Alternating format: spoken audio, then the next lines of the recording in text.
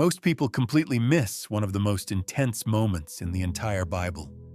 And once you see it, you won't read this story the same way again. Because this wasn't just a betrayal. This wasn't just an arrest. This was a collision between two kingdoms, and it all happens in a garden, at night. Everything is quiet, until suddenly, it isn't. Torches break through the darkness. Metal clinks. Boots hit the ground. A crowd moves in, and at the front of it is Judas. He walks straight up to Jesus and kisses him. That was the signal. That was the moment everything flipped. The soldiers rush forward. Weapons drawn. Chaos breaks out instantly.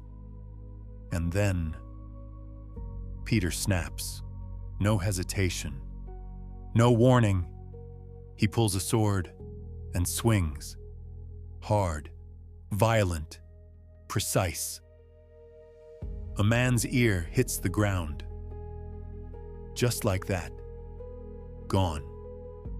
And this is where most people miss what just happened, because this wasn't just some random guy. His name was Malchus. He was the servant of the high priest. Meaning, this moment was bigger than violence.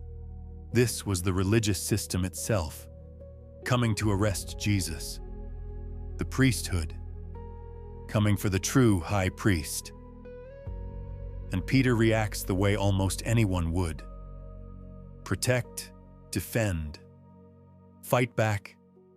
It feels right. It feels justified. It feels like what you're supposed to do. And honestly, in that moment, Peter probably thought he was doing the right thing. Standing up for Jesus, taking control, fighting for what's good. But then, everything stops. Not because the soldiers stopped. Not because the chaos stopped. But because Jesus spoke. Put your sword back in its place. Think about that. In the middle of betrayal. In the middle of violence. In the middle of injustice. Jesus shuts it all down with one sentence. And it doesn't make sense at first. Because he wasn't weak. He wasn't powerless. He even says he could call down armies of angels if he wanted. So why stop Peter? Why not let him fight? Why not let justice happen?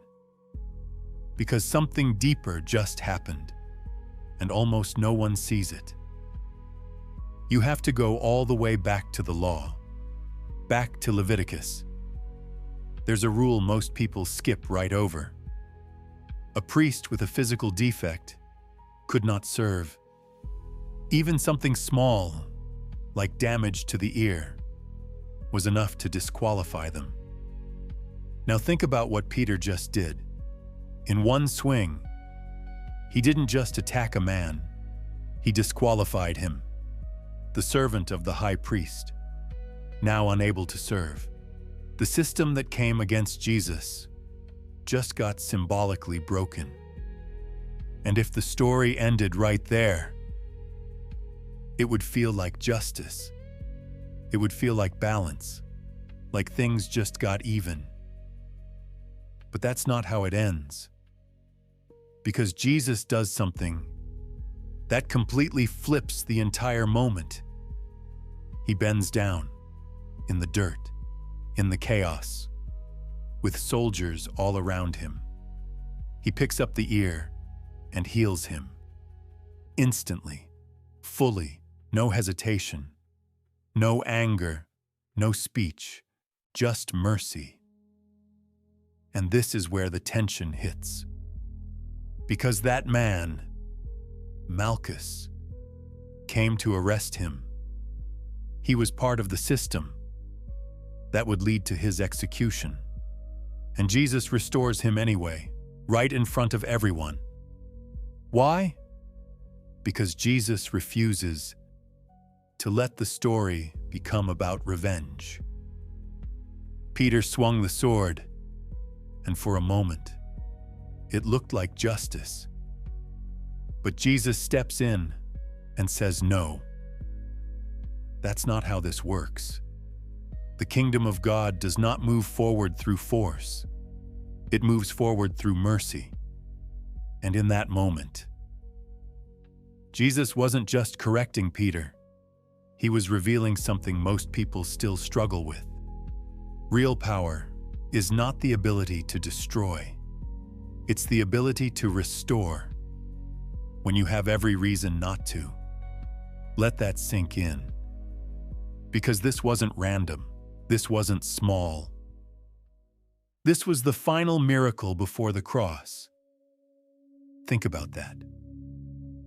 Out of everything Jesus could have done, his last act before being taken away was not judgment. It was not defense. It was not escape. It was healing his enemy. And that changes everything. Because now this isn't just a story about Peter, or Malchus, or the garden. Now it's about you, because you've had that moment. Someone hurts you, betrays you, comes against you, and everything in you wants to swing. Maybe not with a sword, but with words, with actions, with retaliation. You want to make it right. You want to win. And sometimes you can. You have the power. You have the moment. You have the justification. But this is where the story confronts you. Because Jesus had all of that and chose something else. He chose mercy. When revenge made more sense. He chose restoration when destruction was easier. He chose to heal the one who came to harm him. So the real question is, what do you do when it's your turn? When the moment hits and the ear is on the ground? What do you pick up? The weapon or the wound? Because following Jesus is not about winning every fight. It's about knowing when to put the sword down.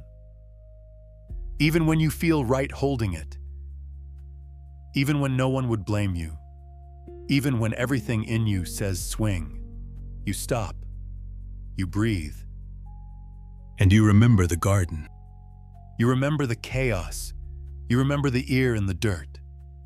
And you remember the hand of Jesus reaching down to restore it.